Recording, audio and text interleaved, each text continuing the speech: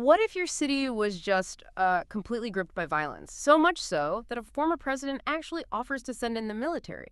But then your own local leaders, they push back hard. This past Labor Day weekend, Chicago faced, well, a staggering situation. 32 separate shootings, at least 7 people killed, 37 others injured. It was brutal. And it really forced this desperate conversation about who's actually in charge of law and order in our big cities. In response, former President Trump, he didn't mince words, warned he'd send the National Guard, promised to, quote, straighten that one out. Yeah. But here's where it really gets interesting, where the clash starts. Illinois Democrats, Governor J.B. Pritzker, Mayor Brendan Johnson, they vehemently rejected that offer. They called it an invasion, a flagrant violation of our Constitution. Strong words. Yet you look at Chicago's South Side, you hear from residents, people like Osiris King, who are openly begging for federal help. They describe crime as wreaking havoc. They want intervention now.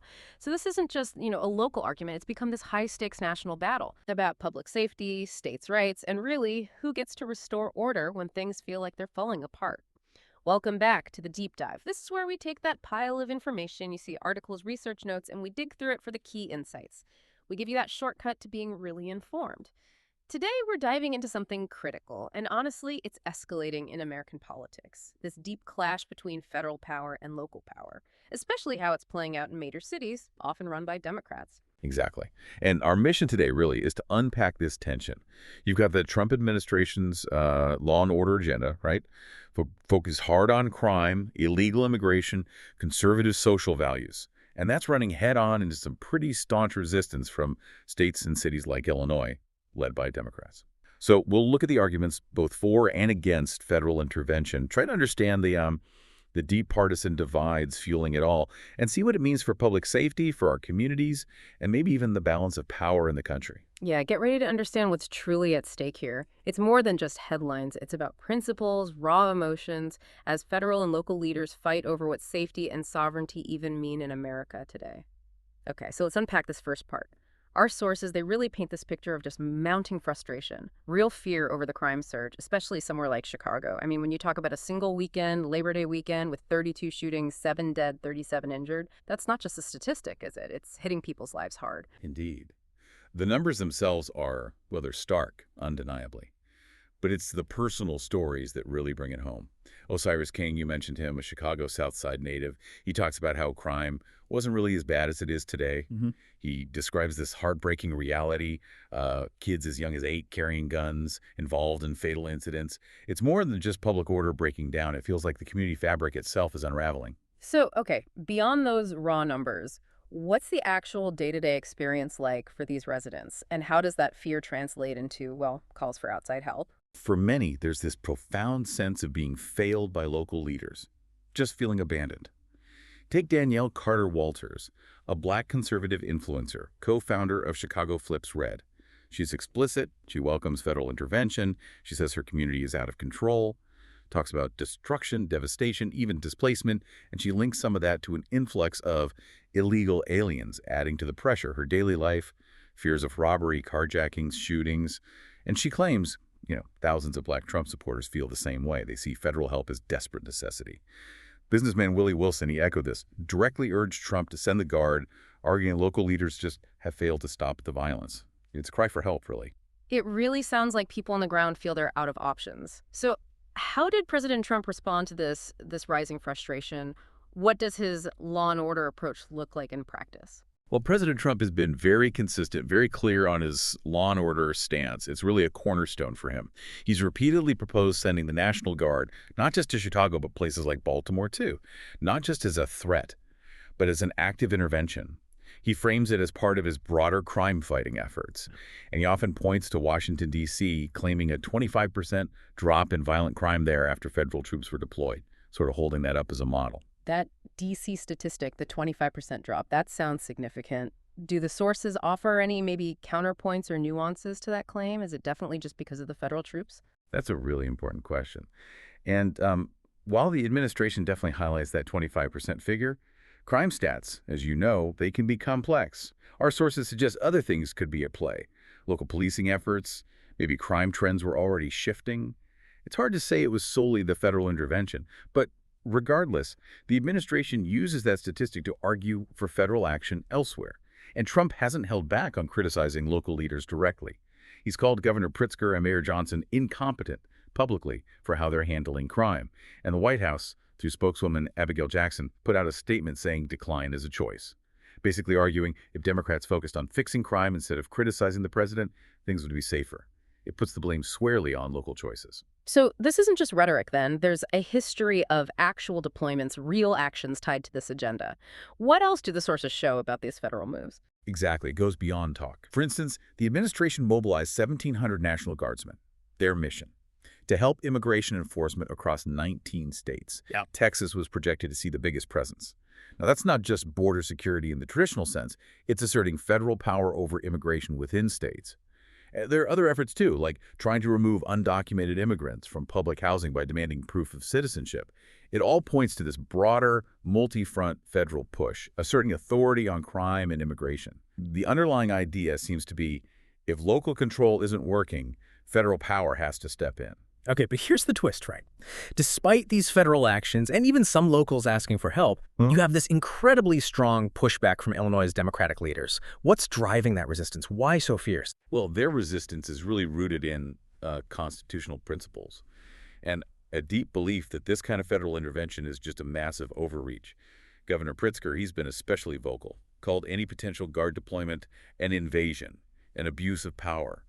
He even suggested Trump might have ulterior motives, maybe trying to interfere with the 2026 elections by, intimidating voters. Yeah. From Pritzker's view, there's simply no emergency that justifies federal troops coming in without the state asking. He sees it as a clear violation of state sovereignty. And Mayor Johnson, he's taken a similar line, hasn't he? What specific steps has he taken to try and block federal intervention in Chicago? Just as defiant, yes. Mayor Brandon Johnson called Trump's plan a flagrant violation of our Constitution. And he didn't just talk. He signed an executive order that's a directive with the force of law within the city called the Protecting Chicago Initiative. Its whole purpose is basically to safeguard the city from federal agents, troops, trying to create legal barriers to stop or complicate any federal presence they haven't approved.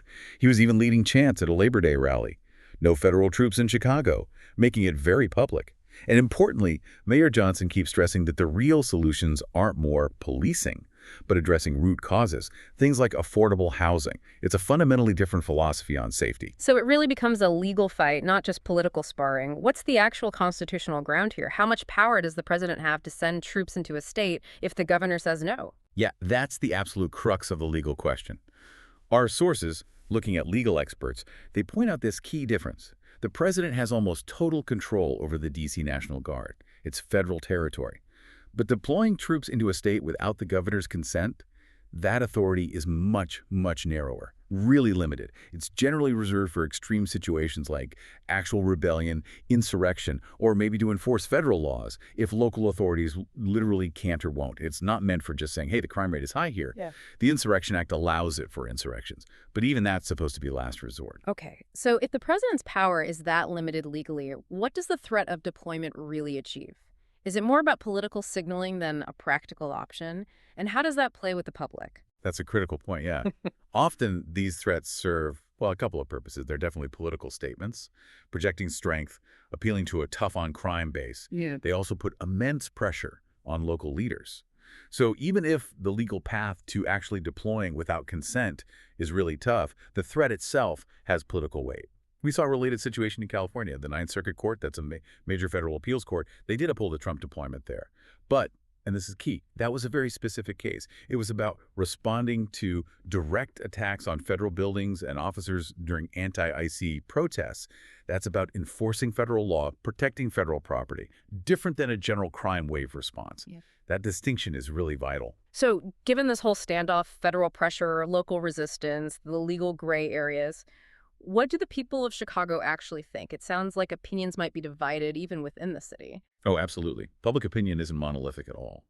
There was this poll by M3, sponsored by the Conservative Law and Order PAC, that gave some interesting results. It found a clear majority of Chicagoans, 70% were against sending in the Army, and 65% opposed the National Guard.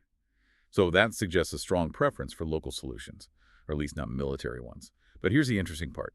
The same poll showed broad support across all groups for hiring more police officers. So people want more security, it seems, just maybe not from the military. And digging deeper, Hispanic residents actually showed the most support for military intervention. 40% backed the Army, 47% the National Guard. That could reflect, different experiences or safety concerns of different communities. It shows how complex finding a universally accepted solution really is. It really feels like this whole fight over federal intervention is just maybe the tip of the iceberg, part of a much bigger partisan clash that goes way beyond just crime stats. What are the sort of core disagreements driving this divide on so many issues? Precisely. This isn't just about policy details. It's about fundamentally different ways of looking at governance, at society's values. The sources really highlight how this split plays out in other areas, too. Immigration, abortion, social issues. Take immigration. GOP USA Illinois, for example, repeatedly says things like, Democrat leaders ever increasingly protect criminals and illegals, fighting deportation efforts. This frames Democratic leaders as, undermining national sovereignty for certain groups. It's a stark contrast to Republican governors like Kristi Noem in South Dakota, who publicly told Pritzker to abandon his liberal immigration policies. She framed it as a national security problem needing state alignment. It's that clash between maybe sanctuary ideals and strict enforcement. And we see similar divides on social policies, right? Like abortion access or LGBTQ rights. How does the federal versus local power struggle manifest there? Very similar patterns, yeah. It shows how this power struggle touches almost everything. On abortion, you have Governor Pritzker in Illinois signing a law forcing state colleges to provide abortion pills, even saying they'd allow it if the FDA somehow deemed it unsafe later. That's a strong assertion of state control over healthcare access. Conservative sources frame that as Democrats ever increasingly promoting more abortion. Meanwhile, Texas is pushing a bill allowing citizens to sue abortion pill makers. Total opposite approaches, state versus state, reflecting that deeper divide over life versus reproductive freedom, even LGBTQ issues. The GOP USA Illinois newsletter claims Democrats are using figures like the Pope to push LGBTQ causes. Contrast that with Pritzker launching an LGBTQ support hotline in Illinois. And then you see actions like RFK Jr.'s HHS cutting funding for DEI and LGBT research. It's all part of that same fundamental disagreement playing out across different policy areas. It's clear these aren't just isolated policy disputes. They reflect really deep ideological differences. Even something like cashless bail becomes a major flashpoint in this federal-state tension. That's exactly right. Cashless bail. Illinois Democrats promote it, arguing it makes the justice system fairer, more equitable. Stops people being jailed just because they're poor. But President Trump and many conservatives, they see it as dangerous, a threat to public safety. He wants to end it. So it's not just about bail policy. It's about these deeply different philosophies of justice itself. One side pushing for reform, equity, the other prioritizing public safety, punishment. And the federal government under Trump advocates for rolling back reforms that states like Illinois have adopted. It really does showcase two very, very different visions for society and government's role. So what we've really dug into today, it feels like a snapshot of a much larger national struggle, doesn't it? It's this constant battle over who governs, how order is maintained, and maybe most importantly, what values define our communities. These deep splits on crime, immigration, social issues, they aren't just policy differences. They reveal fundamentally different ideas about federal power, states' rights, and that whole balance. Absolutely. And this deep dive, I think it leaves you, the listener, with a critical question to chew on. When local government seems to be struggling, maybe overwhelmed like in Chicago, is sticking to local control always the answer? Or does the federal government have a legitimate role, maybe even a necessary one, to step in and restore order, protect citizens? Even if that means stepping on some local toes, challenging that local autonomy. Where is that line? Ultimately, understanding both sides of this argument is just essential because the choices being made right now, today, about federal versus local power, they are going to shape the safety, the values, the actual future of every single community in this country. What do you think the right balance is? Something to consider. Thanks for joining us for this deep dive.